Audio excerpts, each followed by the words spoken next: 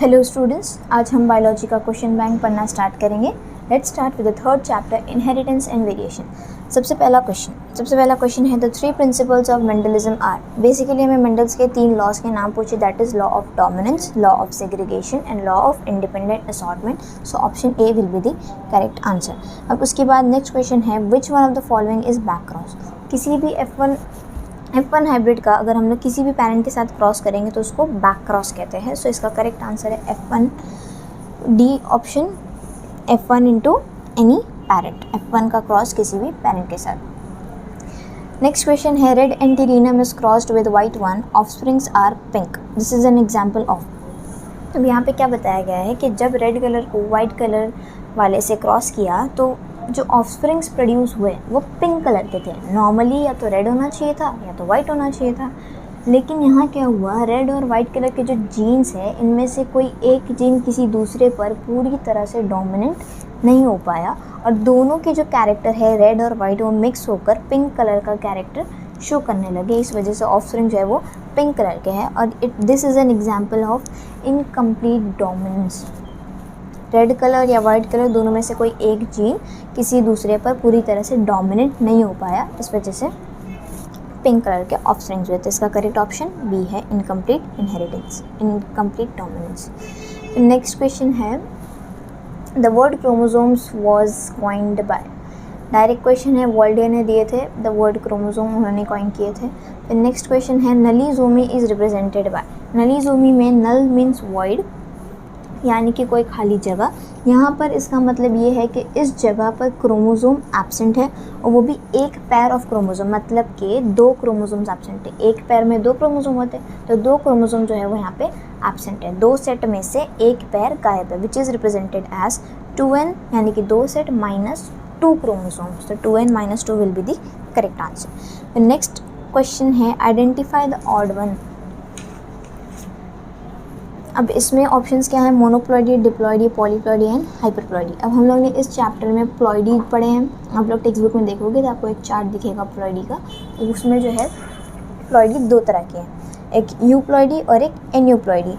Euploidy में मोनोप्लॉइडी, diploidy और polyploidy आते हैं और एन्यूप्लॉइडी में हाइपरप्लॉइडी आते हैं। इस वजह से हाइपरप्लॉइडी जो है यहाँ पे ये ऑड है, बाकी तीनों जो है वो सेम कैटेगरी के। हाइपरप्लॉइडी जो है वो अलग कैटेगरी का है, वो अकेला अलग कैटेगरी का है, इस वजह से यहाँ पे ऑड डी ऑप्शन है। नेक्स्ट क्वेश्चन पे चलते हैं। In humans the sex chromosome complement is. सबको पता है ह्यूमंस में XX फीमेल के लिए होता है और XY मेल्स के लिए होता है, तो इसका correct option is A. Next question पे जाते हैं। A family has 5 daughters and expecting 6 child, the chance of its being a son is. अब चाइल्ड जो है वो 6th हो या 100, chances of being a son और daughter will be 50% only. As mother से या तो X आएगा या तो Y, मदर से तो X ही आएगा और फादर से या तो X आएगा या तो Y आएगा। सो 50% चांसेस होते हैं कि फादर से या तो X आए या तो Y आए, तो सन होने के चांसेस भी 50% होते हैं। तो इसका करेक्ट ऑप्शन है C, दैट इज़ 50%। फिर नेक्स्ट क्वेश्चन है इन ह्यूमन बींग्स 45 क्रोमोसोम और सिंगल X और XO abnormality causes. Direct question है, आप लोग टेक्स्ट बुक में देखोगे तो टर्नर सिंड्रोम जो है वो उसके अंदर 6 क्रोमोसोम में सिर्फ एक ही X क्रोमोसोम प्रेजेंट होता है, तो दैट इज़ टर्नर सिंड्रोम। फिर नेक्स्ट क्वेश्चन है webbed neck is characteristic of. Again Turner syndrome है इसका आंसर।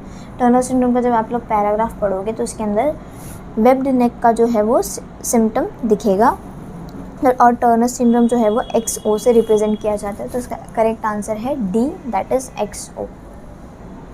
अब हम लोग चलते हैं 1 सेंटेंसेस की तरफ, सिंगल सेंटेंस आंसर्स। इसका सबसे पहला क्वेश्चन है डिफाइन इनहेरिटेंस। इसके आंसर्स जो है वो नेक्स्ट स्लाइड में है, तो मैं आंसर्स ओपन करती हूँ, आप लोग क्वेश्चंस लिख लीजिए या फिर मैं क्वेश्चंस वैसे भी रीड करूँगी। सो नेक्स्ट क्वेश्चन है डिफाइन इनहेरिटेंस। इनहेरिटेंस को डिफाइन करना है। The transmission of genetic information from generation to generation is known as inheritance. किसी भी इंडिविजुअल के अंदर जो जेनेटिक इन्फॉर्मेशन है वो जनरेशन जो है वो पास होती रहती है, from grand parents to parents and from parents to offspring, ऐसे जो है वो पास होते रहते हैं, इसको ही इनहेरिटेंस बोलते हैं। नेक्स्ट क्वेश्चन है what is allelomorphs. Two or more alternative forms of a gene present at the same loci or position of homologous chromosomes and controlling the same character are called as alleles or allelomorphs. यानी कि दो या उससे ज़्यादा अलग अलग forms के gene जो सेम पोजीशन पर प्रेजेंट है होमोलोगस क्रोमोसोम, यानी कि होमोलोगस यानी कि एक जैसे क्रोमोसोम पर और सेम कैरेक्टर को कंट्रोल कर रहे हैं, उनको अलीलोमॉर्फ कहते हैं। नेक्स्ट क्वेश्चन पर जाते हैं। नेक्स्ट क्वेश्चन है व्हाट इज़ टेस्ट क्रॉस। अब अगर हमें किसी भी F1 हाइब्रिड, F1 जनरेशन के किसी भी हाइब्रिड का हम लोग को पता करना है कि इसका जीनोटाइप क्या है, तो हम लोग क्या करेंगे, F1 हाइब्रिड को किसी भी F1 हाइब्रिड को हम लोग क्या करेंगे, रेसेसिव पेरेंट के साथ क्रॉस कर देंगे, तो इसी को टेस्ट क्रॉस कहते हैं। F1 हाइब्रिड का cross with its homozygous recessive parent. The cross between F1 hybrid and its homozygous recessive parent is called as test cross. Next question है define euploidy. euploidy को define करने बोला है, so इसका definition है when the chromosome number in a cell is the exact multiple of the primary basic number then it is called euploidy. For example 1 and 2 and 3 and 4. Chromosome जो है वो sets में present होते हैं किसी भी सेल के अंदर, और जब number of chromosome in a cell exact multiple होते हैं प्राइमरी बेसिक नंबर यानी कि 1 2 3 4 के मल्टीपल्स में है, then it is called euploidy. जैसे एक सेट है, दो सेट है, तीन सेट है, चार सेट है, ऐसे इसको हम लोग यूप्लॉइडी कहते हैं। फिर नेक्स्ट क्वेश्चन है give an example of complete linkage. Direct question है, आप लोगों को टेक्स्ट बुक में भी मिल जाएगा। इसका आंसर है X chromosome of Drosophila male. ये जो है कंप्लीट लिंकेज का एक एग्जाम्पल है। नेक्स्ट क्वेश्चन है 6th question how many linkage groups are present in Drosophila melanogaster. Direct question है ये भी कि 4 लिंकेज ग्रुप प्रेजेंट होते हैं ड्रोसोफिला मेलानोगैस्टर्स के अंदर। फिर नेक्स्ट क्वेश्चन है विच जीन्स शो स्ट्रेट इनहेरिटेंस, यानी कि वो कौन से ऐसे जीन्स हैं जो डायरेक्टली इनहेरिट हो जाते हैं, तो that is Y linked gene जो कि वाई क्रोमोसोम्स पर प्रेजेंट होते हैं, तो Y linked gene shows straight inheritance. फिर नेक्स्ट क्वेश्चन है how drones are produce in honey bees. Honey beans में ड्रोन्स जो है, जो कि मेल्स होते हैं, वो कैसे प्रोड्यूस होते हैं। They are produce by the process of parthenogenesis, या तो फिर बोलेंगे they are produced parthenogenetically. Parthenogenesis के प्रोसेस से ये जो ड्रोन्स है ये प्रोड्यूस होते हैं। अनफर्टिलाइज एग जो है वो कन्वर्ट हो जाता है ड्रोन्स के अंदर। नेक्स्ट क्वेश्चन है what is the reason for 21st trisomy. The reason for 21st trisomy is non-disjunction or failure of separation of chromosome or autosomes during gametogenesis. Gamete formation के वक्त 21st क्रोमोसोम जो है किसी parent का शायद जो है वो सेपरेट नहीं हो पाता, तब 21st ट्राइसोमी हो जाती है। एक पेरेंट से तो एक आ ही रहा है और दूसरे पेरेंट से अगर 2 आ गए तो वो क्या हो जाएंगे, 3 हो जाएंगे, तो इस वजह से 21st क्रोमोसोम पे 21st ट्राइसोमी हो जाती है, यानी कि 3 क्रोमोसोम जो है वो प्रेजेंट होते हैं। वो नेक्स्ट क्वेश्चन है give the example of x monosomy you have study. तो इसका एग्जांपल है टर्नर्स सिंड्रोम। एक ही एग्जांपल है, एक ही एक्स की मोनोसोमी हम लोग ने पढ़े, दैट इज टर्नर्स सिंड्रोम। यहाँ पर सिंगल सेंटेंस आंसर्स ख़त्म होते हैं। अब हम लोग चलते हैं 2 मार्क्स वाले क्वेश्चंस पर, जिसमें पहला क्वेश्चन है discuss any 2 points due to which Mendel got success in his experiment. कोई ऐसे इसमें क्या पूछा है कि कोई भी ऐसे 2 पॉइंट बताओ जिसमें मेंडल को जो है जिससे सक्सेस मिली उनके एक्सपेरिमेंट में। सबसे पहले इसके अंदर मैं आपको 5 पॉइंट बताऊंगी, आप इसमें से कोई 2 पॉइंट जो है वो लिख सकते हैं। ये इसका आंसर है। सो सबसे पहला पॉइंट है इस एक्सपेरिमेंट में carefully planned and involve a large sample. उन्होंने बहुत ध्यान से, बहुत प्लानिंग के साथ उन्होंने अपना एक्सपेरिमेंट कंडक्ट किया और उन्होंने बहुत ही लार्ज सैम्पल्स लिए। उन्होंने बहुत सारे प्लांट्स ग्रो करे और फिर उस पर स्टडी की। नेक्स्ट पॉइंट है he carefully recorded the number of plants of each type and express his results as ratio. उन्होंने एकदम प्रॉपरली एक एक प्लांट को काउंट किया और उनका नंबर्स जो है वो रिकॉर्ड करके रखा और फिर उन्होंने जो उनका रिज़ल्ट जो उनको मिला वो रिज़ल्ट जो है उन्होंने रेशियो में एक्सप्रेस की।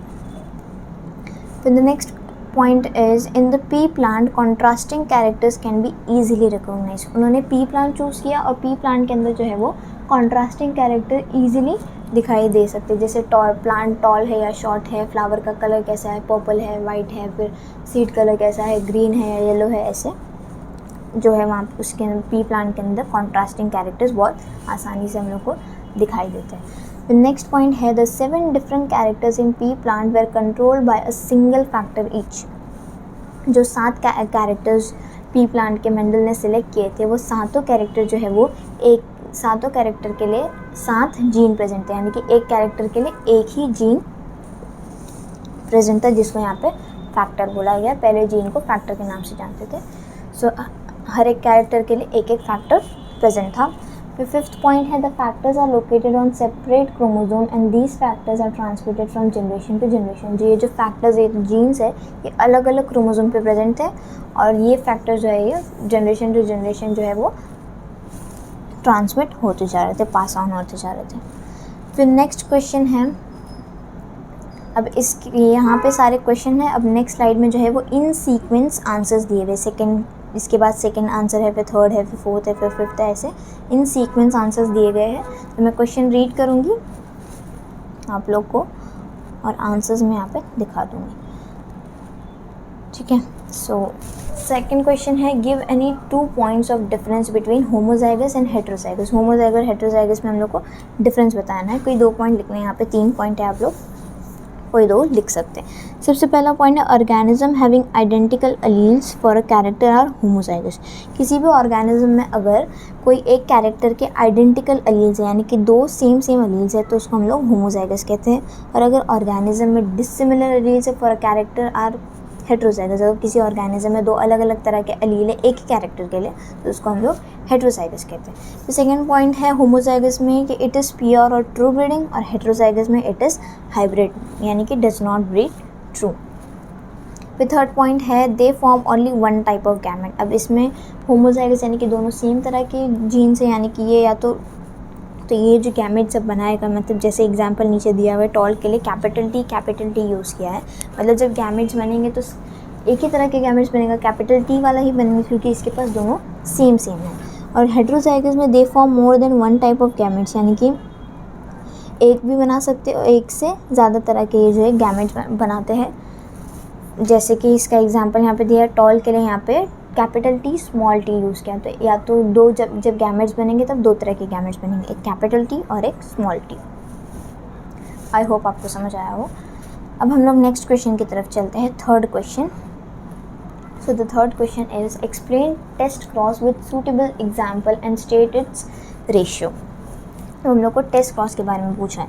सो the test cross is use to find out genotype of any plant with dominant expression when it is not known whether it is homozygous pure और हेट्रोजाइगस फॉर दैट ट्रेट। अब test cross कब करते हैं? Test cross हम लोग तब use करते हैं जब हम लोग को पता करना हो किसी भी प्लांट का जीनोटाइप कैसा है।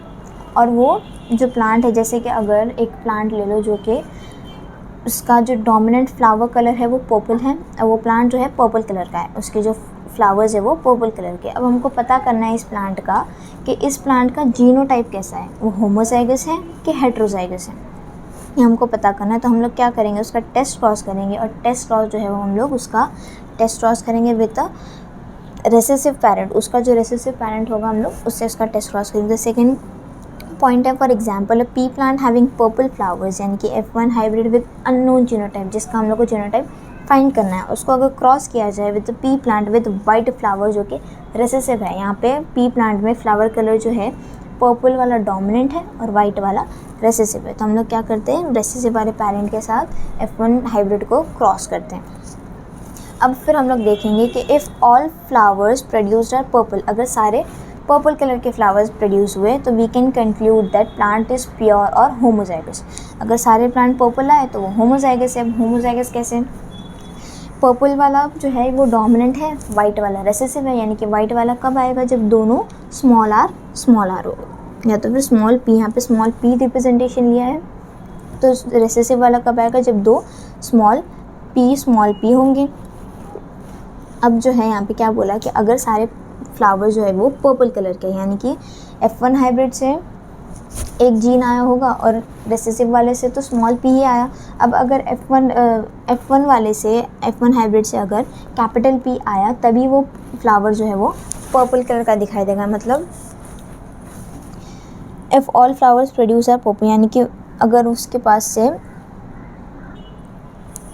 सारे फ्लावर्स जो है वो पर्पल प्रोड्यूस होने के लिए F1 वाले से कैपिटल P आना ज़रूरी है। अब रेसेसिव वाले से तो सिर्फ स्मॉल p आएगा, और F1 से अगर कैपिटल P आया और सारे प्लांट जो है वो पर्पल है, यानी कि F1 वाला जो है वो होमोजाइगस हुआ है, उसके पास दोनों गैमेट जो है वो कैपिटल P वाले होंगे, क्योंकि नेक्स्ट जनरेशन में कोई भी वाइट कलर का है ही नहीं, सबके सब पर्पल कलर क्या है, तो इसका मतलब वो homozygous है। If all flowers produce a purple, we can conclude that plant is pure or homozygous. And if we get purple and white flowers in ratio 1:1 ratio, we can conclude that plant is heterozygous. यानी कि अगर हम लोग को पूरे purple मिले तो तब तो हम ये बोलेंगे कि वो होमोजाइगस है, लेकिन अगर हम लोग को आधे प्लांट जो है वो पर्पल मिले और आधे अगर वाइट मिले तो हम लोग ये बोलेंगे कि वो जो F1 हाइब्रिड वाला प्लांट है उसका वो जो है वो हेट्रोजाइगस, उसका जीनोटाइप कैसा है, हेट्रोजाइगस है। तो उसका हम लोगों के यहाँ पे पनेट स्क्वायर मेथड से यहाँ पे रिप्रेजेंटेशन दिया हुआ है, ग्राफिकल रिप्रेजेंटेशन, कि हम लोग पहले एज्यूम करेंगे कि पर्पल फ्लावर जो है ये होमोजाइगस है। पहले हम लोग एज्यूम करके देखेंगे अगर वो होमोजाइगस है। अगर वो होमोजाइगस है यानी कि कैपिटल P वाला पर्पल होमोजाइगस डोमिनेंट और स्मॉल p वाला वाइट होमोजाइगस रिसेसिव। जब इन दोनों को हम लोग क्रॉस करेंगे तो सारे जो हाइब्रिड्स हैं वो कैसे होंगे, कैपिटल P स्मॉल p वाले, यानी कि सारे जो है वो फ्लावर्स सारे पर्पल कलर के होंगे, लेकिन वो हेट्रोजाइगस बना। So all flowers are purple, thus the F1 hybrid is homozygous. F1 hybrid है वो होमोजाइगस होगा। कब होगा, जब सारे प्लांट जो है हम लोग को पर्पल मिलेंगे। और F1 सेकंड है assume that purple flower is heterozygous, उसको हम लोग हेट्रोजाइगस एज्यूम करके देखेंगे, और फिर जो हम लोग उसका पनेट स्क्वायर मेथड से हम लोग उसके ऑफस्प्रिंग्स निकालेंगे। तो कैसे होगा, आधे पर्पल मिलने चाहिए और आधे वाइट मिलने चाहिए, तो half of the flowers are purple and half are white. अगर आधे पर्पल और आधे वाइट मिले तो F1 हाइब्रिड जो है वो हेट्रोजाइगस है। तो हम लोग ऐसे हम लोग पता कर सकते हैं कि वो हेट्रोजाइगस है कि होमोजाइगस है। आई होप आपको समझ आया होगा। अब हम लोग नेक्स्ट क्वेश्चन की तरफ चलते हैं। नेक्स्ट क्वेश्चन है give an account of incomplete dominance with suitable example. Incomplete dominance के बारे में पूछा है। So the type of gene interaction observed in flowers of mirabilis जलापा is of intragenic interaction that is incomplete dominance. Incomplete dominance जो है वो एक एक फ्लावर्स है जिसका नाम है मिराबिलिस जलापा, उसमें शो होता है। इनकम्प्लीट डोमिनेंस में सबसे पहला पॉइंट है incomplete dominance is a deviation of Mendel's law of dominance. Mendel का जो लॉ है, लॉ ऑफ डोमिनेंस, उसको ये डेविएट कर देता है। अभी कैसे करता है वो आपको अभी समझ में आएगा। In incomplete dominance both the alleles of an allelomorphic pair express themselves partially. इसमें क्या होता है, इनकम्प्लीट डोमिनेंस में एक जीन जो है पूरी तरह से दूसरे जीन पर डोमिनेंट नहीं हो पाता है और दोनों के कैरेक्टर जो है वो मिक्स हो जाते हैं। हम लोग ने MCQ में भी देखे ये वाला क्वेश्चन। So one allele can not suppress the expression of the other allele completely. In such cases, there is an intermediate expression in the F1 hybrid. In Mirabilis jalapa, if a red flower plant is crossed with a white flower plant, then F1 offspring have pink flowers. यही Punnett square method से दिखा दिया कि जब red वाले को white वाले से क्रॉस किया तो पिंक कलर का फ्लावर जो है वो प्रोड्यूस हुआ। और इसका फिनोटाइपिक और जीनोटाइपिक रेशियो जो है ये 1:2:1 होता है, यानी कि एक रेड आएगा, 2 पिंक और 1 वाइट मिलता है। और जीनोटाइपिक रेशियो भी 1:2:1 है, यानी कि एक जीनोटाइप, एक का जीनोटाइप कैसा है, कैपिटल R, 2 का कैपिटल R स्मॉल r, और लास्ट वाले एक का स्मॉल r और स्मॉल r। बहुत इजी है, आपको बहुत अच्छे से समझ आ जाएगा। फिर नेक्स्ट क्वेश्चन है explain codominance in colour coat in cattle with chequerboard method. Chequerboard method बोलो या पनेट स्क्वायर मेथड, दोनों एक ही बात है, दोनों का जो एक ही है, उसके 2 नाम हैं। तो कोडोमिनेंस में there are 2 types of colour coat in cattle, one with red coat skin with red colour hair and the other with white coat with white hair. यहाँ पे 2 तरह के कलर कोड होते हैं कैटल्स के अंदर, एक रेड कोट होती है और एक वाइट कोट होती है। रेड वाले पे स्किन के ऊपर रेड हेयर्स होते हैं और वाइट वाले में स्किन के ऊपर वाइट हेयर्स होते हैं। फिर नेक्स्ट पॉइंट है जब रेड कैटल यानी कि capital R is crossed with white cattle यानी कि capital W and capital W, F1 hybrid जो है वो RW होंगे और have roan colour. Roans have the mixture of red and white colour hair. अब आप लोग ने शायद देखे होंगे कैटल्स को जिसमें रेड और वाइट जो है दोनों होता है, रेड और वाइट के दोनों पैचेस में वो प्रेजेंट होता है। रेड और वाइट कैसे अलग अलग पैचेस होते हैं, आपको दोनों कलर दिखाई देते हैं। यहाँ पे कोई मिक्सचर नहीं हो रहा है, यहाँ पे दोनों कलर जो है वो दिखाई देते हैं। So thus both the traits are express equally, दोनों इक्वली एक्सप्रेस होते हैं कि रेड भी दिख रहा है और वाइट भी दिख रहा है। इन F2 जनरेशन, जब हम लोग इस F1 जनरेशन को इसकी F1 जनरेशन की सेल्फिंग करते हैं, तो जब F2 जनरेशन प्रोड्यूस हुई थी by interbreeding roans, red roan and white are produce in the ratio 1:2:1। यानी कि जब हम लोग ने F1 को क्रॉस किया, तब जो उसके बाद F2 जनरेशन जो मिली, उसमें हम लोग को जितने भी ऑफस्प्रिंग्स आए वो 1:2:1 के रेशियो में थे। यानी कि एक रेड, अगर 4 ऑफस्प्रिंग हुए थे तो एक रेड आया था, 2 रोन्स हुए और एक वाइट प्रोड्यूस हुआ। Thus in codominance genotypic and phenotypic ratios are identical. Codominance में जो है वो जीनोटाइपिक और फिनोटाइपिक रेशियो दोनों आइडेंटिकल होते हैं, यानी कि 1:2:1 होता है। आई होप आपको समझ आ रहा होगा। ये ही उसका चेकर बोर्ड मेथड वाला हम लोग को दिखाना है। रेड केटल और वाइट केटल को क्रॉस करके पनेट स्क्वायर मेथड से हम लोग ये, या फिर चेकर बोर्ड मेथड से हम लोग दिखा देंगे। दोनों एक ही को बोलते हैं। इस मेथड के 2 नाम हैं, चेकर बोर्ड और पनेट स्क्वायर मेथड। तो फिनोटाइपिक रेशियोज का कैसे, रेड रोन वाइट 1:2:1 में, और जीनोटाइपिक भी 1:2:1 के रेशियो में। अब हम लोग नेक्स्ट क्वेश्चन पे चलते हैं। Next question is write an account of chromosomal theory of inheritance. Chromosomal theory of inheritance के बारे में लिखना है। Chromosomal theory of inheritance was proposed by Sutton and Boveri. Sutton and Boveri ने जो है क्रोमोसोमल थ्योरी दी थी। Following are the postulates of chromosomal theory of inheritance. सबसे पहला point, chromosomes are found in pairs in somatic और diploid cells. Chromosome जो है वो पेयर्स में प्रेजेंट होते हैं, सोमैटिक यानी बॉडी के सेल या तो फिर डिप्लॉयड सेल्स के अंदर। सेकेंड पॉइंट है, during gamete formation homologous chromosome pair segregate and assort independently at meiosis. Meiosis के टाइम पे जब गैमेट फॉर्मेशन हो रहा है, वो टाइम पे जो होमोलोगस पेयर ऑफ क्रोमोसोम है, वो दोनों 2 क्रोमोसोम जो है वो एक पेयर में क्रोमोसोम में 2 क्रोमोसोम प्रेजेंट होते हैं, ये दोनों जो है वो इंडिपेंडेंटली अलग होते हैं और अलग अलग गैमेट्स में ये चले जाते हैं।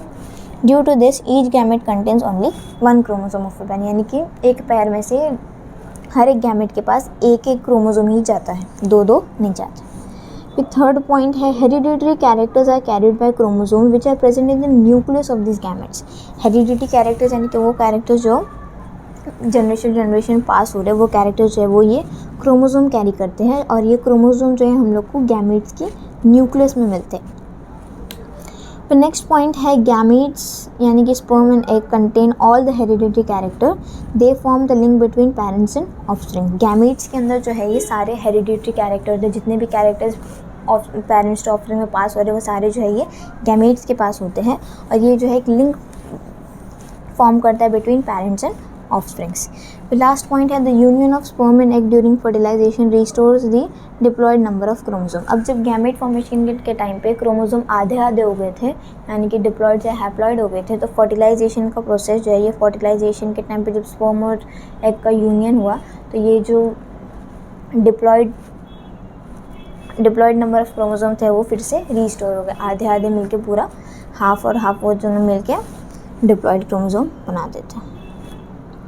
नेक्स्ट क्वेश्चन पर जाते हैं। Next question is write a note on sex linkage. इसके अपन लोगों को बात करनी है। तो there are 2 types of sex linkages observed in human beings. 2 तरह के सेक्स लिंकेजेस होते हैं, एक होता है कंप्लीट सेक्स लिंकेज और दूसरा है इनकम्प्लीट सेक्स लिंकेज। तो सबसे पहले कंप्लीट सेक्स लिंकेज के बारे में लिखेंगे कि it is exhibited by genes located on non homologous regions of X and Y chromosome. X और वाई क्रोमोसोम में जो है 2 रीजन होते हैं, एक होमोलोगस और एक नॉन होमोलोगस। तो कंप्लीट सेक्स लिंकेज वाले जो जीन्स है वो कहाँ प्रेजेंट है, नॉन होमोलोगस क्रोमोसोम वाले नॉन होमोलोगस रीजन्स पे वो प्रेजेंट है, एक्स और वाई क्रोमोसोम्स पर। सेकेंड पॉइंट है, they inherit together because crossing over does not occur in non homologous region. Crossing over जो है वो नॉन होमोलोगस रीजन में नहीं होती, इस वजह से ये जो जीन है ये साथ में इनहेरिट हो जाए, दोनों साथ में इनहेरिट हो जाते हैं। फिर नेक्स्ट पॉइंट है, examples of X link trait are, इसके एग्जाम्पल्स लिखे हैं, haemophilia, red green colour blindness, myopia यानी कि near sightedness, and for Y linked के एग्जाम्पल्स हैं हाइपरट्राइकोसिस एंड इक्टियोसिस। हाइपरट्राइकोसिस यानी कि excessive hair excessive hair growth जो होती है वो, और ichthyosis it is a skin disorder. फिर नेक्स्ट है incomplete sex linkage. It is exhibited by genes located on homologous region of X and Y chromosome. Incomplete sex linkage ये वाले जो जीन्स है यहाँ पे, इसमें जो जीन्स है वो होमोलोगस रीजन्स पे प्रेजेंट होते हैं। They do not inherit together because crossing over occurs in homologous region. Homologous region में जो है क्रॉसिंग ओवर होती है, इस वजह से जो है ये जीन्स जो है साथ में इनहेरिट नहीं हो पाते।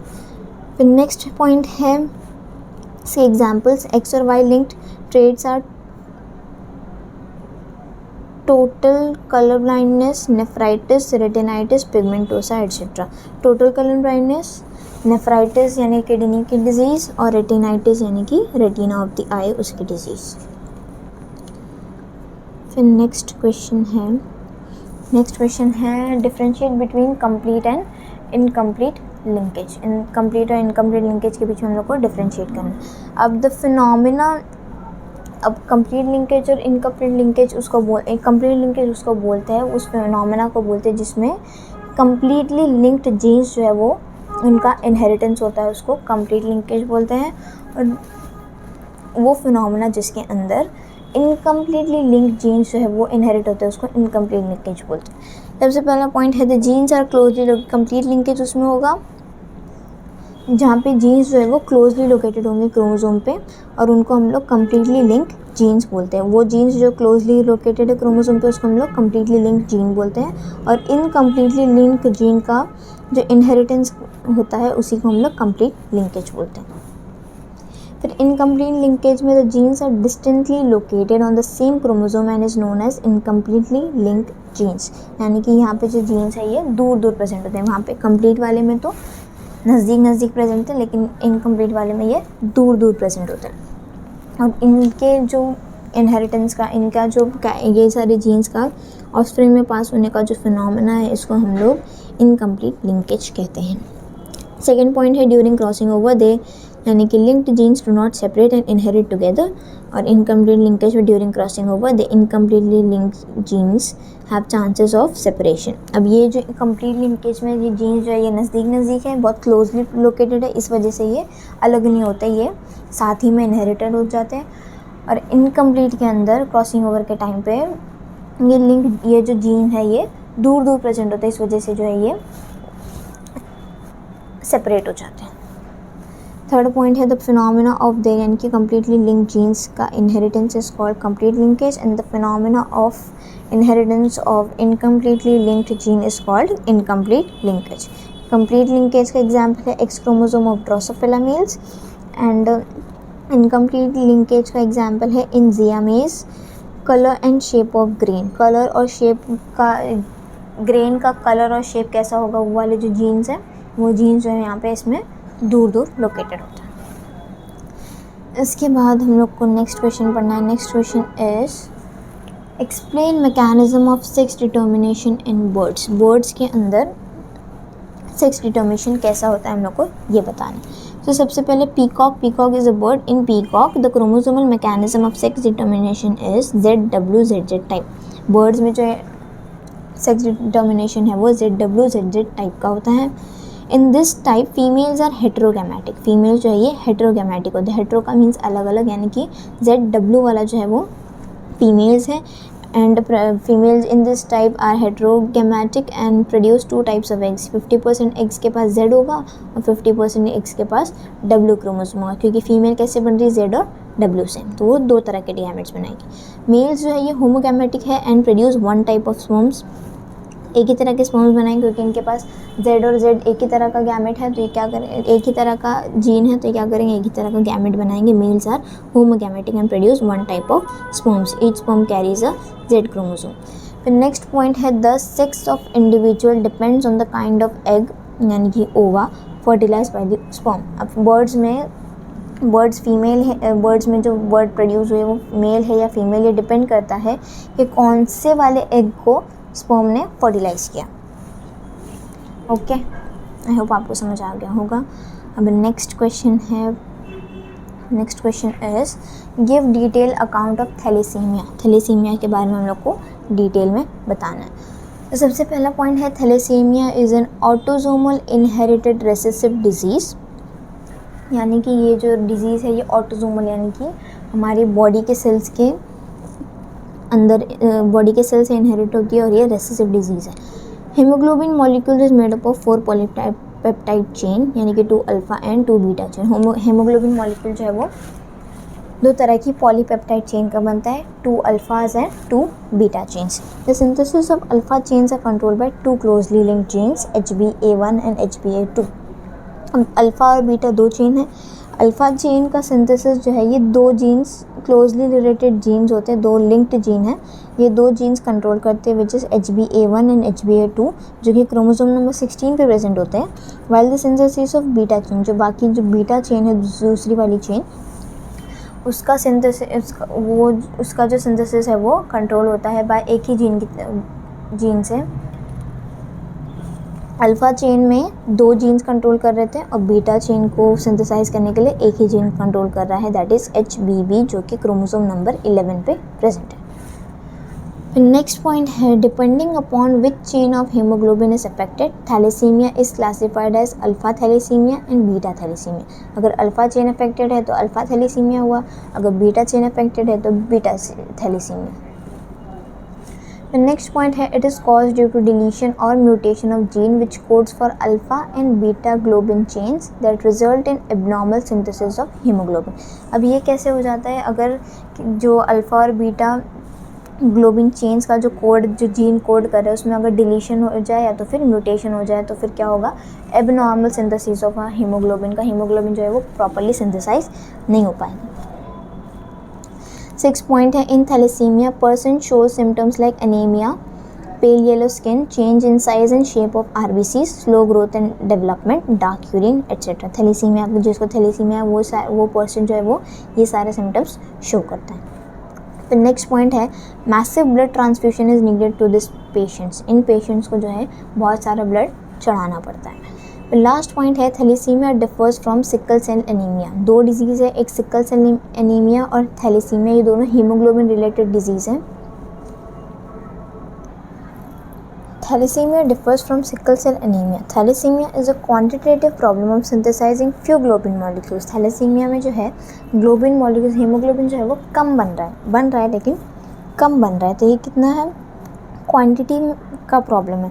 Well sickle cell anaemia is a qualitative problem of synthesizing an incorrectly functional globin. Sickle cell anaemia जो है वो उसमें हीमोग्लोबिन सफिशिएंट अमाउंट में तो होता है लेकिन जो हीमोग्लोबिन जो बना है उसका जो स्ट्रक्चर है वो सही नहीं होता, क्वालिटेटिव प्रॉब्लम होती है। RBC जो है सिकल सेल एनीमिया में हाफ मून शेप के होते हैं। नेक्स्ट हम लोग अब चलते हैं 3 मार्क क्वेश्चंस पे। इसमें सबसे पहला क्वेश्चन है enlist dominant and recessive characters in pea plant with respect to position of flower, colour of seeds and colour of pod in tabulated form. तो अगेन यहाँ पे सारे क्वेश्चंस हैं और आगे की स्लाइड्स में इन सीक्वेंस सबके आंसर्स हैं। तो ये जो है यहाँ पे कैरेक्टर्स और उनके कॉन्ट्रास्टिंग फॉर्म्स या ट्रेड्स जो है वो डोमिनेंट कौन सा है, रिसेसिव कौन सा है, ये पूरी तरह से लिखा हुआ है। अब मैं आपको बोलूँगी कि आप ये सातों याद कर लीजिए, कुछ भी आ सकता है। भले ही वहाँ पे सिर्फ सीड कलर, पॉड कलर और पोजीशन दिया है लेकिन हम लोग सब पढ़ेंगे। So height of stem tall होगी तो टॉल जो है वो डोमिनेंट होती है और ड्वार्फ जो है वो रिसेसिव है। Colour of flower P plant में पर्पल वाला डोमिनेंट है और वाइट वाला recessive. Position of flower axial वाला डोमिनेंट यानी कि टिप पे होगा ऊपर, और पोजीशन ऑफ फ्लावर एक्सियल यानी कि एक्सिस के अबाउट एंड टर्मिनल यानी कि टिप पे। फिर 4th है पॉड शेप। पॉड का शेप जो है वो इन्फ्लेटेड होगा या तो फिर कंस्ट्रक्टेड होगा। इन्फ्लेटेड है यानी कि डोमिनेंट है और रेसेसिव वाला कंस्ट्रक्टेड है। फिर पॉड का कलर जो ग्रीन कलर है वो डोमिनेंट होता है और येलो वाला रेसेसिव होता है। फिर 6 वाला सीड का शेप राउंड डोमिनेंट है और व्रिंकल रेसेसिव। 7th वाला है सीड का कलर येलो वाला डोमिनेंट है और ग्रीन वाला रेसेसिव है। ये सातों कैरेक्टर्स डोमिनेंट और रेसेसिव आप लोग याद कर लीजिए। अब जाते हैं हम लोग नेक्स्ट क्वेश्चन पे। नेक्स्ट क्वेश्चन है give an account of pleiotropy with suitable example. When a single gene controls 2 और मोर ट्रेट्स, जब एक सिंगल जीन जो है वो 2 या उससे ज़्यादा ट्रेड्स का अलग अलग ट्रेड्स को कंट्रोल करता है, तो then it is called pleiotropic gene. उस जीन को प्लियोट्रॉपिक जीन कहते हैं and this phenomena is called pleiotrophy और pleiotropism. The ratio is 2:1 instead of 3:1। अब ये 2:1 क्यों है और 3:1 क्यों नहीं है, वो हम लोग आगे हम लोग को समझ आएगा। सो नेक्स्ट पॉइंट है, according to Mendel's principle of unit character, one gene यानी कि factor controls one character but sometimes single gene produces two related और अनरिलेटेड फिनोटाइपिक एक्सप्रेशन। मेंडल के प्रिंसिपल के हिसाब से तो एक जीन एक कैरेक्टर को कंट्रोल करता है, लेकिन कभी कभी ऐसा होता है कि एक सिंगल जीन जो है वो दो रिलेटेड या तो फिर अनरिलेटेड फिनोटाइपिक एक्सप्रेशन जो है उसको प्रोड्यूस करता है। For example the disease sickle cell anaemia. Sickle cell anaemia जो डिजीज़ है वो is caused by a gene HBS gene से होती है। नॉर्मल और हेल्दी जीन जो है वो HBA वाला होता है और वो डोमिनेंट है। द कैरियर्स यानी कि हेट्रोजाइगोट्स कैसे होंगे, HBA और HBS वाले होंगे, जो they show signs of mild anaemia as their RBCs become sickle shape. उनके आधे RBCs कैसे होंगे, नॉर्मल होंगे और आधे RBCs जो है वो सिकल शेप्ड होंगे, half moon shaped in oxygen की डेफिशिएंसी के टाइम पे। तो they are said to have sickle cell trait and are normal in normal condition. जब नॉर्मल कंडीशन है तब तो ये नॉर्मल होता है, लेकिन ऑक्सीजन की जब डेफिशिएंसी हो जाती है तब इनके जो हीमोग्लोबिन है ये सिकल शेप के हो जाते हैं। नेक्स्ट पॉइंट है the homozygotes with recessive gene यानी कि HBS, जिनके पास होमोजाइगोट्स विद रेसेसिव जीन यानी कि जिनके पास HBS और HBS दो जीन हैं और दोनों HBS वाले हैं, they however die of fetal anaemia. इनको फेटल एनीमिया हो जाता है और फिर ये मर जाते हैं। इनके क्या हो जाता है, इनके सारे RBC जो है वो इनका शेप जो है सिकल शेप हो जाता है यानी कि हाफ मून शेप हो जाता है और ये प्रॉपरली ऑक्सीजन कैरी नहीं कर पाते, इस वजह से जो है वो उनकी डेथ हो जाती है। सो यहाँ पे फिनोटाइप ऑफ पेरेंट्स दिया है, सिकल सेल एक सिकल सेल कैरियर है और एक सिकल, दोनों भी जो है वो सिकल सेल कैरियर है। एक इनका जीनोटाइप कैसा है, HBA और HBS। तो जब इन दोनों का ऑफस्प्रिंग्स होंगे सिकल सेल कैरियर और सिकल सेल कैरियर दोनों के, तब जो है जो नॉर्मल या एबनॉर्मल जो ऑफस्प्रिंग्स होंगे वे कैसे होंगे, इनका जो फिनोटाइपिक रेशियो होगा वो 1:2:1 का होना चाहिए। लेकिन यहाँ पे कैसा है, जीनोटाइपिक और फिनोटाइपिक रेशियो क्या होना चाहिए, इनका फिनोटाइपिक रेशियो कैसा है, एक नॉर्मल है, दो सिकल सेल कैरियर्स है और एक सिकल सेल एनीमिक है। नॉर्मल वाले का जीनोटाइप HBA, फिर सिकल सेल कैरियर्स का HBA और HBS ये कैरियर्स हैं, और HBS यानी कि रेसेसिव वाले सिकल सेल एनीमिक होता है और वो जो है वो मर जाता है।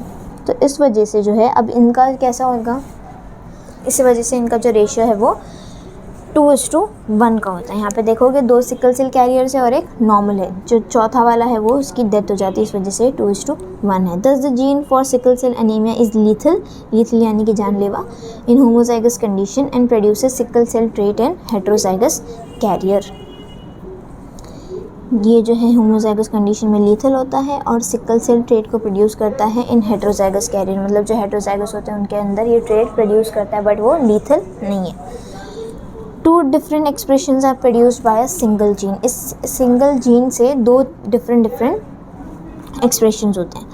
अ marriage between 2 carriers will produce normal carriers and sickle cell anaemic children in 1:2:1 के रेशियो में जो है ये प्रोड्यूस करते हैं। लेकिन सिकल सेल एनीमिक जो है वो होमोजाइगस वाला जो for HBS gene will die as HBS is a lethal gene. HBS जो है वो लीथल जीन है, इस वजह से वो जो जिसके पास HBS है वो मर जाता है। तो HBS is a lethal gene causing death of the bearer. Thus the sickle cell anaemic die living carriers and normal in the ratio 2:1। 2 carriers होते हैं और एक नॉर्मल होता है। अब हम लोग जाते हैं नेक्स्ट क्वेश्चन पे। नेक्स्ट क्वेश्चन है describe the structure of sex chromosome with the help of label diagrams. Sex chromosome जो है उसका स्ट्रक्चर हम लोग को डायग्राम के साथ डिस्क्राइब करना है। तो उसका डायग्राम यहाँ पे दिया हुआ है, एक X है और एक Y क्रोमोसोम है। X वाला इज़ लॉन्गर देन Y। तो in human beings and other mammals have X and Y chromosome as allosomes यानी कि sex chromosome. Structure of X and Y chromosome, अब X क्रोमोसोम जो है it is straight rod like and longer than Y chromosome. X chromosome जो है वो Y के comparison में स्ट्रेट है, रॉड लाइक है और लॉन्गर है। और X chromosome is metacentric by Y chromosome is acrocentric, यानी कि एक्स क्रोमोसोम जो है वो मेटासेंट्रिक यानी कि सेंट्रोमियर जो है वो बीच में प्रेजेंट है, वाइल वाई क्रोमोसोम के अंदर जो है सेंट्रोमियर वो थोड़ा सेंटर से दूर है यानी कि एक्रोसेंट्रिक है। फिर नेक्स्ट पॉइंट है X chromosome has large amount of euchromatin यानी कि एक्सटेंडेड रीजन, जहाँ पे डीएनए जो है वो लूजली अरेंज्ड है, and small amount of heterochromatin जो कि हाईली कंडेंस रीजन है, वहाँ पे डीएनए जो है वो कंडेंस्ड फॉर्म में प्रेजेंट है। Euchromatin has large amount of DNA material, euchromatin वाले पार्ट में जो है वो डीएनए बहुत ज़्यादा अमाउंट में होता है कंपैरेटिवली हेट्रोक्रोमैटिन के, तो हेंस एक्स क्रोमोसोम जो है वो जेनेटिकली मोर एक्टिव होता है क्योंकि एक्स क्रोमोसोम के पास यूक्रोमैटिन जो है वो ज़्यादा है। और Y chromosome has small amount of euchromatin and large amount of heterochromatin, hence it is genetically less active और इनर्ट। वाई क्रोमोसोम के पास कम अमाउंट में होता है यूक्रोमैटिन और ज़्यादा हेट्रोक्रोमैटिन होता है, इस वजह से वो जेनेटिकली लेस एक्टिव होता है या तो फिर इनर्ट होता है। फिर 6 पॉइंट है both X and Y chromosome show homologous and non homologous region, X और वाई दोनों क्रोमोसोम में होमोलोगस रीजन भी है और नॉन होमोलोगस रीजन भी है। फिर 7th वाला पॉइंट है कि homologous region show similar genes while non homologous region show dissimilar genes. Homologous region जो है यहाँ पे सिमिलर जीन्स प्रेजेंट होते हैं, जो नॉन होमोलोगस रीजन जो है यहाँ पे अलग अलग तरह के जीन्स प्रेजेंट होते हैं। नेक्स्ट पॉइंट है crossing over occurs only between homologous region of X और वाई क्रोमोसोम, एक्स और वाई क्रोमोसोम के होमोलोगस रीजन में ही क्रॉसिंग ओवर होती है, नॉन होमोलोगस रीजन में क्रॉसिंग ओवर नहीं होता। Non homologous region of X chromosome is longer and contains more gene than that of non homologous region of Y chromosome. Non homologous region X chromosome के पास जो है ज़्यादा gene होते हैं कंपैरेटिवली वाई क्रोमोसोम के, और X link genes are present on non-homologous region of X chromosome while Y-linked genes are present on non-homologous region of Y chromosome। X-linked genes और Y-linked genes कहाँ होते हैं? उन दोनों रिस्पेक्टिव क्रोमोसोम्स के non-homologous region पर। आई होप आपको ये समझ आया होगा। नेक्स्ट क्वेश्चन पर चलते हैं। Next question is what is autosomal inheritance, explain different disorders due to autosomal inheritance. सबसे पहला क्या है ऑटोसोमल इनहेरिटेंस, उसका डेफिनेशन है। डेफिनेशन क्या है? Transmission of body characters other than the sex link traits from parents to their offsprings through autosomes is called autosomal inheritance. यानी कि ऑटोसोम्स यानी कि बॉडी का जो कैरेक्टर है, ऑटोसोमल इनहेरिटेंस यानी कि बॉडी का कैरेक्टर जो है वो पास हो रहा है सेक्स लिंक ट्रेट्स के अलावा दूसरा कोई ट्रेट जो है वो पास हो रहा है, उसको हम लोग ऑटोसोमल इनहेरिटेंस कहते हैं। अब ऑटोसोमल इनहेरिटेंस के जो है डिफरेंट डिसऑर्डर्स होते हैं, उसमें से दो के बारे में हम लोग यहाँ पे लिखेंगे। एक है विडोस्पिक और दूसरा है फिनाइल कीटोन यूरिया। तो सबसे पहला है विडोस्पिक। विडोस्पिक का हम लोग पढ़ेंगे। विडोस्पिक का सबसे पहला पॉइंट है a prominent V shaped hairline और फोरहेड इज डिस्क्राइब्ड एज विडोस्पिक। आपके फोरहेड पर जो है वो अगर वी शेप्ड की हेयरलाइन प्रेजेंट है तो दैट इज़ विडोस्पिक, और कुछ लोगों की होती है कुछ लोगों की नहीं होती है।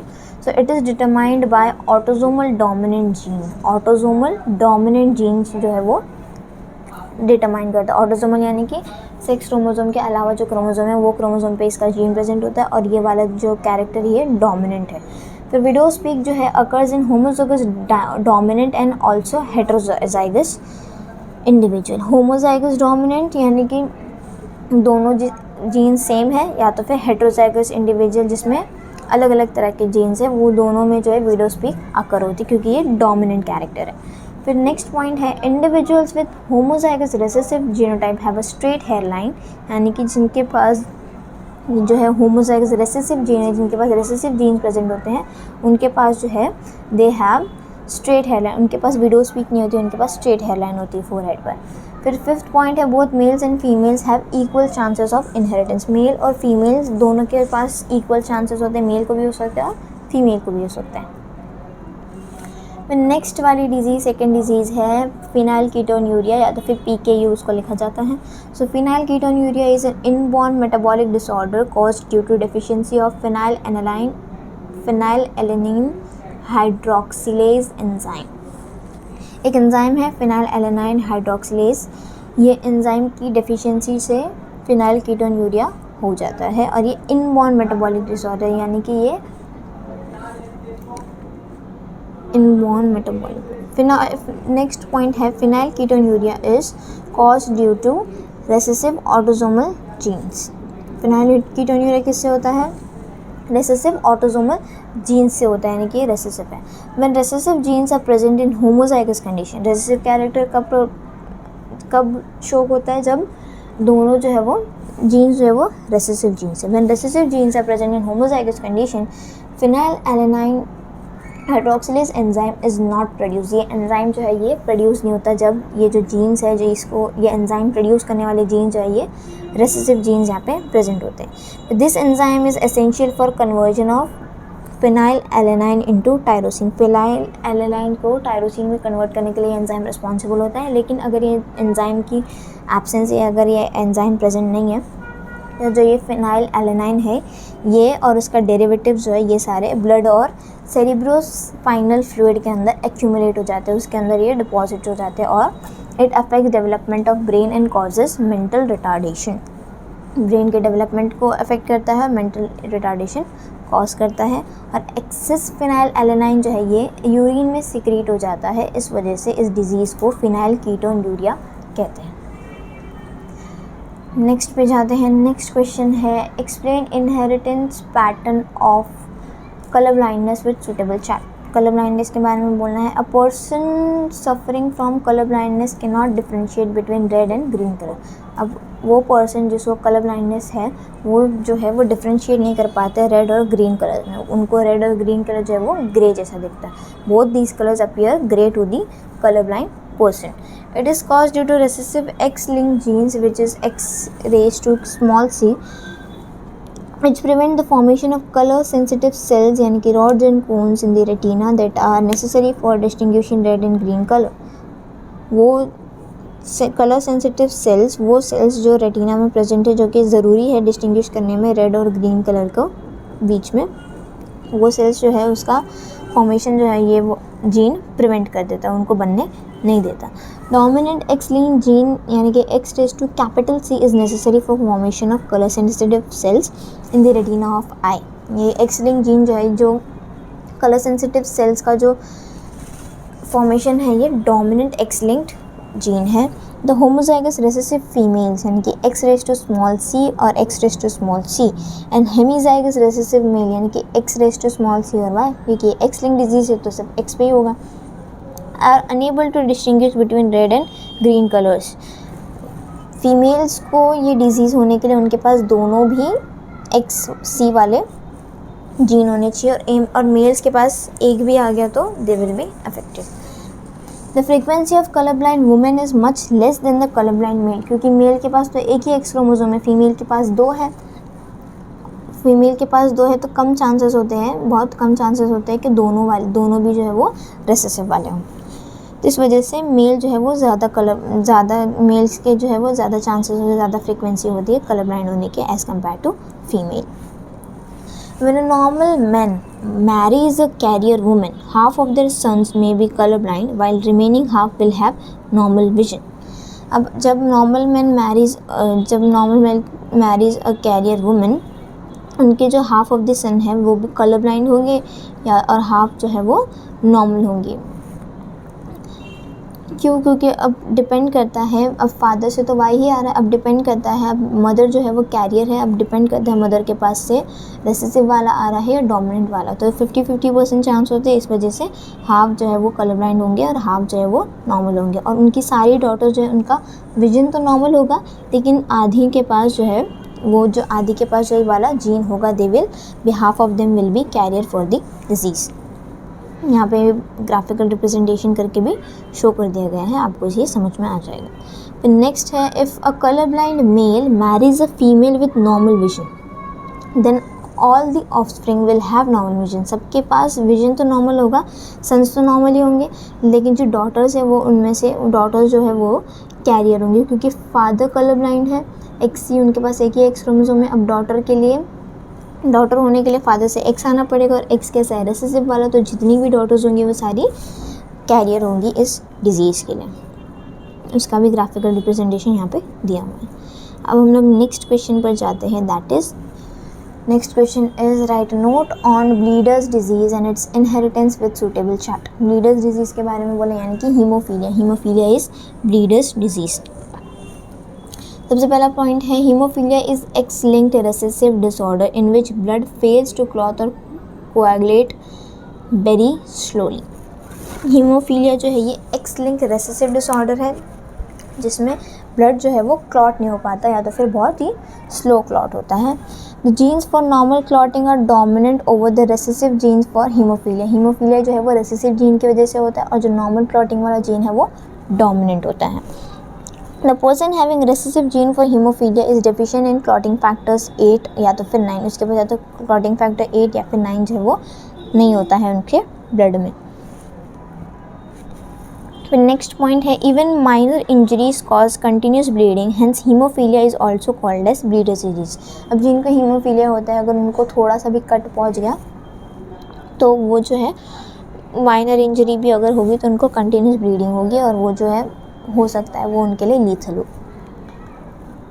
फिर नेक्स्ट पॉइंट है the recessive gene for haemophilia is located on non homologous region of X chromosome. X chromosome का दो रीजन हम लोग ने भी पीछे देखे, एक होमोलोगस होता है और एक नॉन होमोलोगस होता है। तो नॉन होमोलोगस रीजन में जो है ये एक्स लिंक्ड डिसऑर्डर हीमोफीलिया का जीन जो है वो नॉन होमोलोगस रीजन में प्रेजेंट होता है।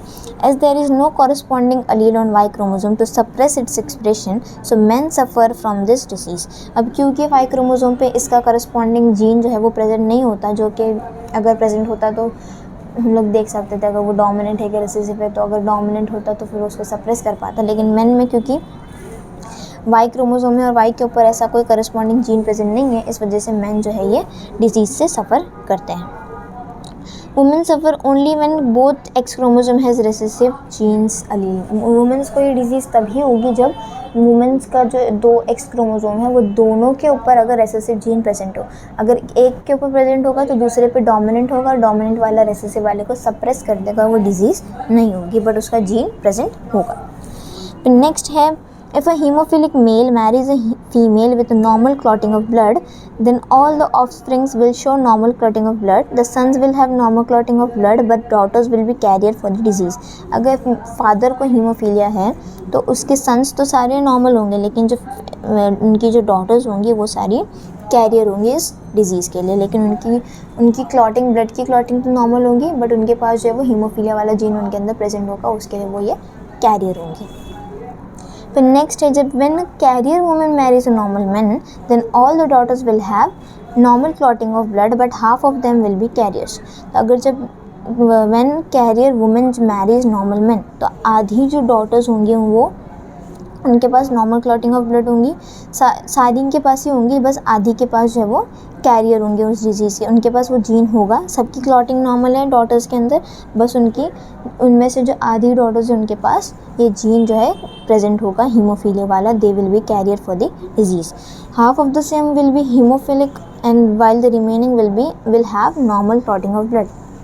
क्योंकि वुमेन के पास एक जीन प्रेजेंट है तो चांसेस है कि सन के अंदर कौन सा वाला एक्स जाए, तो 50-50% चांस है, इसलिए हाफ सन हीमोफिलिक है, हाफ वाले नॉर्मल है।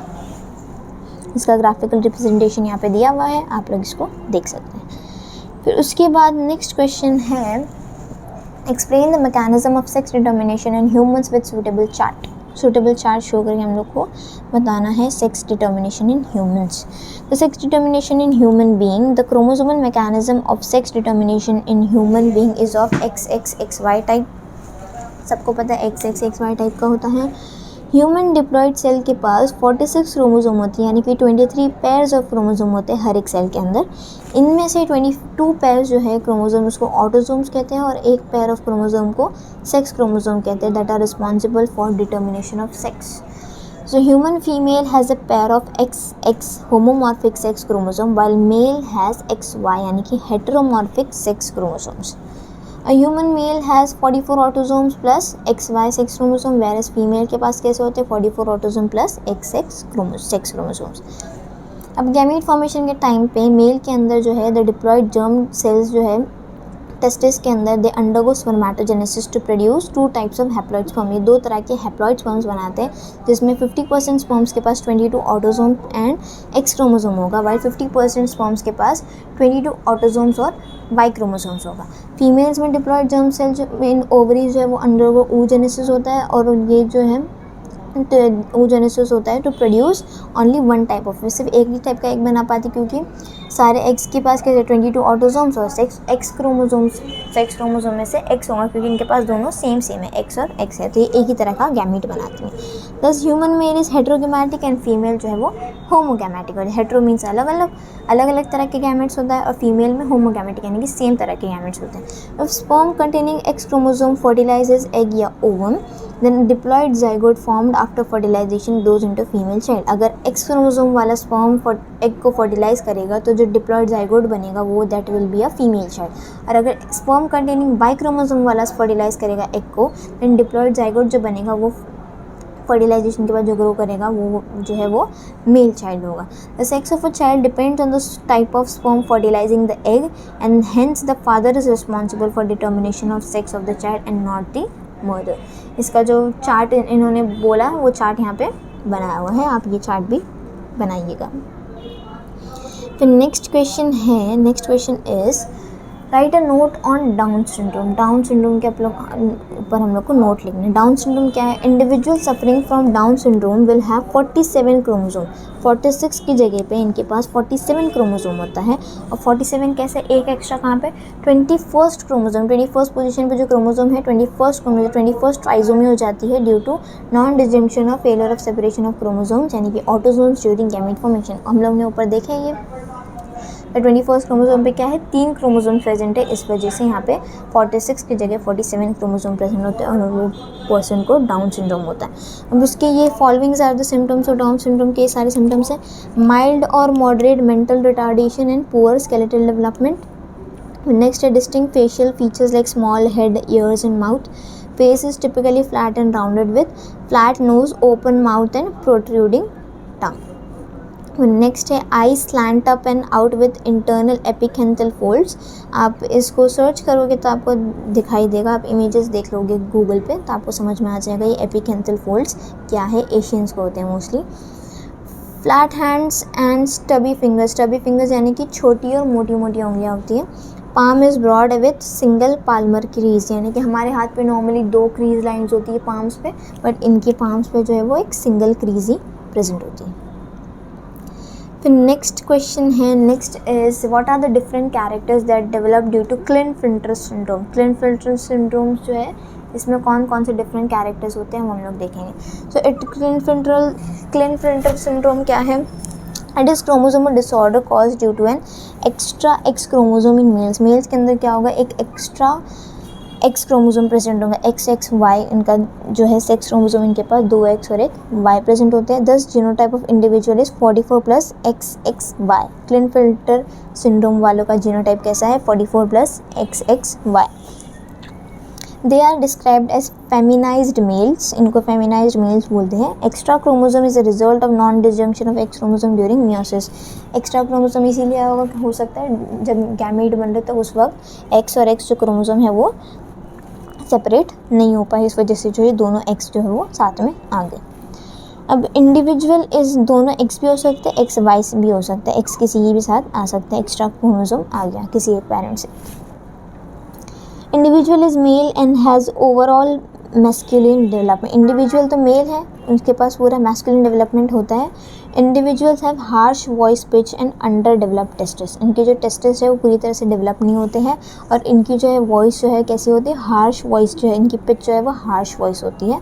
They are tall with long arms, लंबे लंबे होते हैं इनके हाथ भी, इनके जो आर्म्स है वो लॉन्ग होते हैं। फेमिनाइन डेवलपमेंट होता है, यानी कि डेवलपमेंट ऑफ ब्रेस्ट, जिसको गायनेकोमेस्टिया कहते हैं। एंड स्पर्मेटोजेनेसिस जो है ये does not occur, therefore individual are sterile. ये स्टेराइल होती है क्योंकि स्पर्मेटोजेनेसिस जो है वो इसके अंदर अकर नहीं होता। नेक्स्ट क्वेश्चन है 9th question, what are the different characters, give the reasons for development of. Next question है 10th question, that is give the reason for development of Turner syndrome and also mention its symptoms. Reason क्या है? अब क्या है, it is a 6 chromosomal disorder cause due to non disjunction of chromosome during gamete formation. Reason यही है कि gamete formation के time पे जो 6 क्रोमोसोम है वो सेपरेट नहीं हो पाए। Individual born with Turner syndrome has 44 autosome with XO, यानी कि सिर्फ एक ही सेक्स क्रोमोसोम होता है, which is X chromosome. They are phenotypically male, दिखने में तो ये फीमेल होती हैं। They have a short stature height, यानी कि इनकी हाइट बहुत छोटी होती है। वेब्ड नेक होता है, lower posterior hairline, broad shield shape chest and poorly developed ovaries and breast and low intelligence. ये सारे इसके सिम्टम्स हैं, आपको ये सब चीज़ें याद करनी पड़ेगी। अब हम लोग चलते हैं, यहाँ पे हम लोग ने 3 मार्क्स आंसर कंप्लीट कर लिया। अब हम लोग चलते हैं 4 मार्क्स आंसर पर। सबसे पहला क्वेश्चन है define inheritance and give statements for various laws of inheritance. तो सबसे पहले डिफाइन इनहेरिटेंस हम लोग पहले ही डिफाइन कर चुके हैं, आप वहाँ से पढ़ लीजिए, वहाँ से उसको हम लोग वापस से यहाँ पे लिखेंगे। और फिर give statements of various laws of inheritance, हम लोग यहाँ पे आगे जाके हम लोग पढ़ते हैं various laws of inheritance. Statement of law of dominance. Law of dominance का स्टेटमेंट क्या है, व्हेन टू होमोजाइगस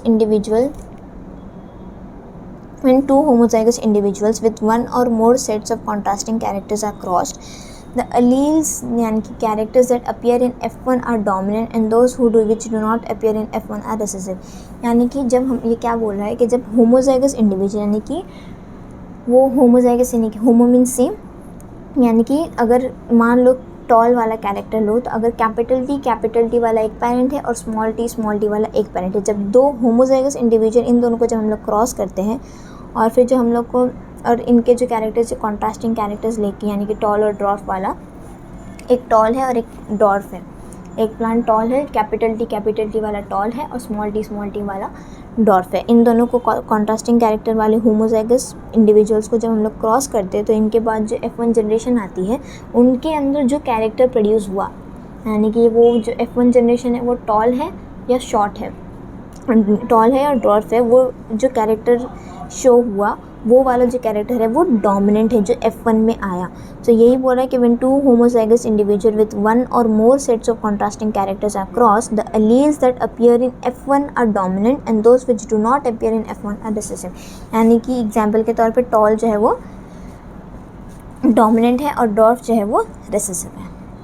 फिर नेक्स्ट वाला लॉ है लॉ ऑफ सेग्रीगेशन। तो इसका स्टेटमेंट क्या है, the law states that when hybrid F1 forms gametes that alleles segregate from each other and enter in different gametes।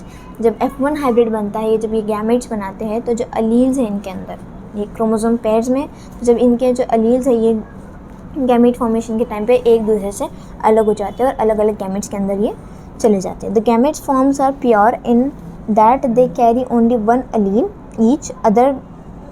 each either dominant allele or recessive allele, hence this law is also described as law of purity of gametes। अब इनमें जो gametes बन रहे हैं वो gametes जो है वो प्योर फॉर्म में होती है, या तो उसके पास डोमिनेंट होगा या तो फिर रिसेसिव होगा, दोनों भी नहीं होता है। ये सारे स्टेटमेंट्स आपको एज इट इज़ याद करने पड़ेंगे।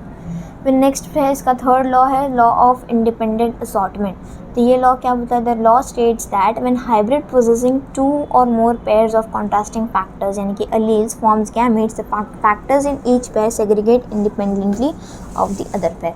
यानी कि जब हाइब्रिड वाला है, यानी कि कैपिटल टी स्मॉल टी वाला F1 जनरेशन में जो कैपिटल टी स्मॉल टी वाले जो इंडिविजुअल्स प्रोड्यूस हुए, जब इनके गैमेट्स बनते हैं तब जो ये कैपिटल टी और स्मॉल टी ये दोनों अलग अलग गैमेट्स में इंडिपेंडेंटली अलग अलग होकर अलग अलग गैमेट्स में चले जाते हैं, ये दोनों साथ में नहीं होते हैं। अच्छा, ये जो दोनों हैं वो एक दूसरे से प्रॉपर्ली सेग्रीगेट होते हैं इंडिपेंडेंटली, इसी को हम लोग कहते हैं लॉ ऑफ इंडिपेंडेंट असॉर्टमेंट। अब हम लोग चलते हैं नेक्स्ट वाले क्वेश्चन पर। नेक्स्ट क्वेश्चन क्या है, explain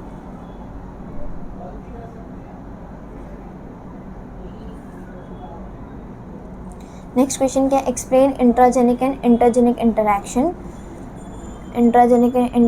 intergenic with the help of examples. अब इसमें क्या है, यहाँ पे हम लोग क्वेश्चन देखते हैं, ये सारे लॉस पढ़ लिए। अब नेक्स्ट क्वेश्चन, सेकंड क्वेश्चन क्या, explain intragenic and intergenic interaction with the help of example. अब इसमें हम लोग को क्या क्या पूछा, इंट्राजेनिक और इंट्राजेनिक, यानी कि इंटराजेनिक इंटरैक्शन यानी one example for incomplete dominance और को डोमिनेंस, एक ही जीन के बारे में, और इंटरजेनिक यानी कि अलग अलग वाला। तो इन हम लोग ने इंट्राजेनिक के अंदर कौन कौन सा आएगा, इनकम्प्लीट डोमिनेंस और को डोमिनेंस, जो हम लोग ने पीछे पढ़े हैं, तो आप लोग वही वापस से पढ़ेंगे और यहाँ पे लिखेंगे।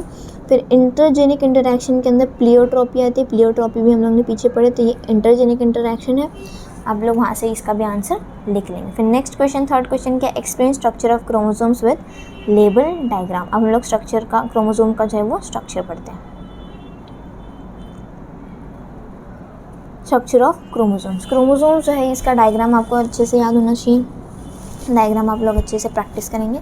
फिर स्ट्रक्चर ऑफ क्रोमोसोम जो है, chromosomes are highly condense and therefore are clearly visible in metaphase stage of cell division. Cell जब डिवाइड कर रहा है तब जो उसमें एक मेटाफेज स्टेज आती है, उस स्टेज में क्रोमोसोम जो है ये हाईली कंडेंस्ड होते हैं और वहाँ पे हम लोग को ये विजिबल होते हैं। Typical chromosome consist of 2 chromatids. Typical chromosome के पास 2 क्रोमैटिड्स होते हैं जो कि join together at centromere, also known as primary construction. A typical chromosome consists of 2 chromatids joined together at centromere, also known as primary constriction. अब एक typical chromosomes के अंदर 2 chromatids प्रेजेंट होते हैं जो कि एक दूसरे के साथ ज्वाइंट होते एक पॉइंट पे, जिसको सेंट्रोमियर कहते हैं, जिसको और हम लोग प्राइमरी कंस्ट्रिक्शन भी बोलते हैं। आप लोग इस डायग्राम में इसको देख सकते हैं। The primary constriction consists of a disc-shaped plate called kinetochore. During cell division, spindle fibers get attached at the kinetochore. अब ये जो सेंट्रोमियर है इसके ऊपर एक डिस्क शेप की प्लेट जो है इसके ऊपर प्रेजेंट होती है। जब हम लोग सेल डिवीजन के टाइम पे देखते हैं कि इसके ऊपर स्पिंडल फाइबर्स सेंट्रोमियर पर अटैच होते हैं, वो एक्चुअली सेंट्रोमियर पे नहीं, वो सेंट्रोमियर के ऊपर जो काइनेटोकोर प्रेजेंट है उसके ऊपर अटैच हो जाते हैं।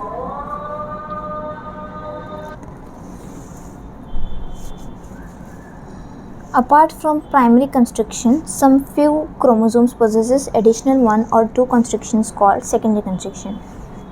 प्राइमरी कंस्ट्रिक्शन तो होता है, लेकिन कुछ क्रोमोसोम्स के अंदर जो है एडिशनल 1 या 2 कंस्ट्रिक्शंस जो प्रेजेंट होते हैं उनको हम लोग सेकेंडरी कंस्ट्रिक्शंस कहते हैं।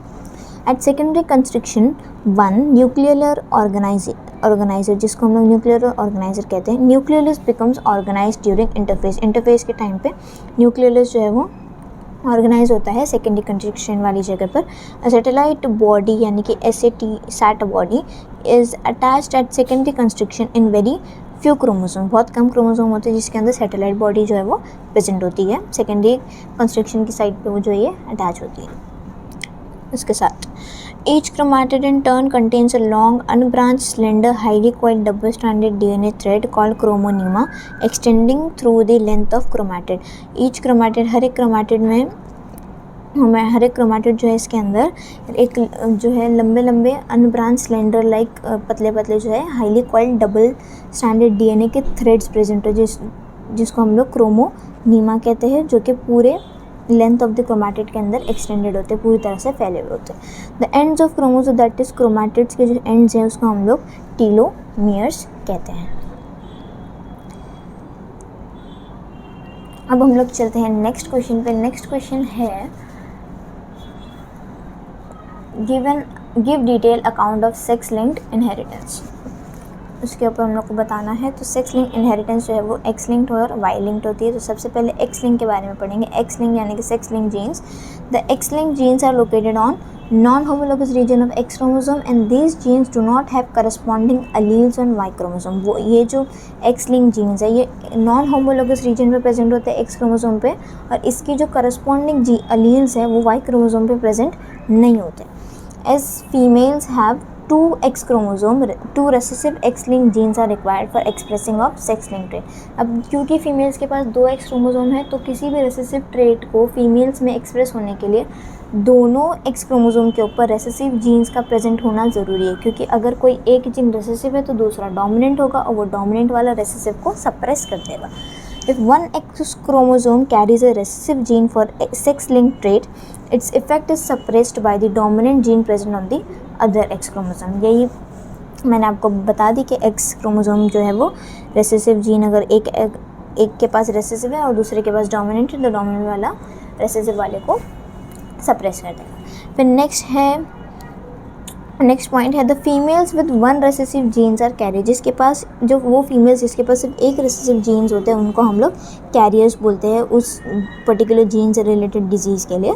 The carrier female is physically normal as she does not suffer from the disease और डिसऑर्डर। अब जो भी डिजीज़ का वो जीन है, वो जो फीमेल है, जो कैरियर फीमेल है, उसको वो नॉर्मली फिजिकली तो हम लोग दिखने में तो वो नॉर्मल ही होती है, लेकिन उनके जीन्स के अंदर जो है ये वाला रेसेसिव वाला जीन प्रेजेंट होता है, बट वो उस डिजीज़ से अफेक्टेड नहीं होती है।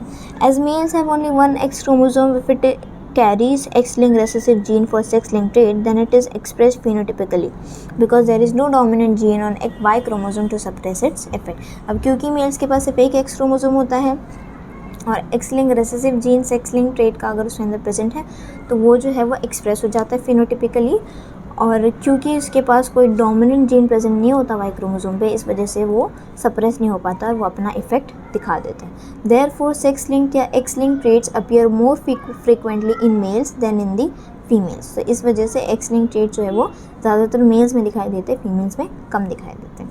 Examples of X linked traits are haemophilia, colour blindness, दोनों के एग्जाम्पल्स हम लोग ऊपर डिटेल में पढ़ चुके हैं। फिर नाइट ब्लाइंडनेस है, मायोपिया है, muscular dystrophy etcetera.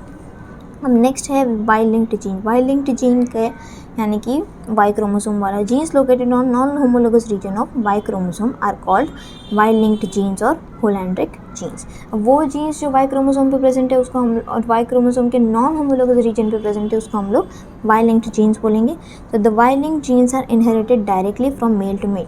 Y linked genes जो है वो डायरेक्टली मेल टू मेल जो है ये इनहेरिट होते जाते हैं, क्योंकि मेल वाई वाला क्रोमोसोम जो है वो सिर्फ मेल्स के पास होता है, फीमेल्स के पास नहीं होता है।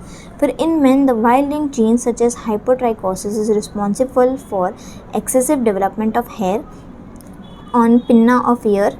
This character is transmitted directly from father to son. अब वाई लिंक्ड जीन के ऊपर, वाई लिंक्ड जीन से रिलेटेड जो डिजीज़ है हाइपोट्राइकोसिस यानी कि एक्सेसिव हेयर ग्रोथ जो होती है, is responsible for excessive development of hair on ear pinna. Ear का जो पिन्ना है उसके ऊपर बाल जो है वो ज़्यादा आते हैं, उसको वाई, ये जो डिज़ीज़ है ये वाई लिंक्ड डिजीज़ है, और ये वाला जो कैरेक्टर है ये डायरेक्टली फादर से सन को मिलता है। अब नेक्स्ट जो लास्ट क्वेश्चन जो है इसके अंदर, लास्ट क्वेश्चन है give an account of one Mendelian and one chromosomal disorder you have study. Question की तरफ आते हैं हम लोग।